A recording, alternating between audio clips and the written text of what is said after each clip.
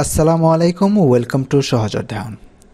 আজকে আমি এখানে টেক নিয়ে 25টা বাক্য তৈরি করেছি এবং এই 25টা বাক্য থেকে আরও কীভাবে 125টা বাক্য তৈরি করা যায় সেই প্রসেসটা দেখাবো।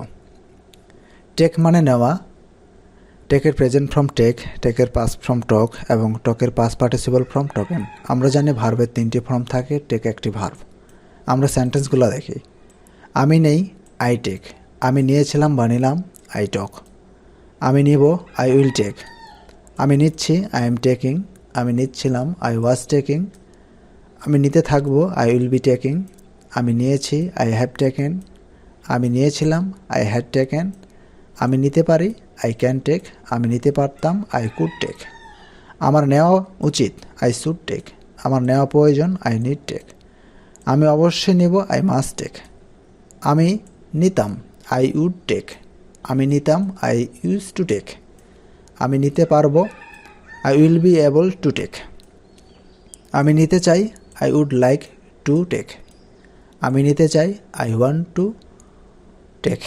এই দুইটার মধ্যে যে কোনো একটা ব্যবহার করতে পারবেন। আমাকে নিতে হবে, আই হ্যাভ টু টেক।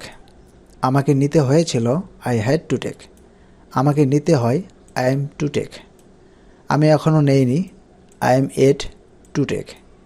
আমার নেওয়ার সম্ভাবনা আছে, I am likely to take. আমার নেওয়ার সম্ভাবনা ছিল, I was likely to take. আমার নেওয়ার কথা, I am suppose to take. এই 25টা বাক্য তৈরি করলাম। এখন আপনি এখানে আপনার সাবজেক্টগুলো চেঞ্জ করে দেবেন। যেমন সাবজেক্ট যদি আপনি ইউ দেন, তারপরে উই দেন, তারপরে হি দেন, দে দেন। মানে ইউ মানে তুমি, আমি নেই, তুমি নেও। উই মানে কি, আমরা নেই, উই টেক।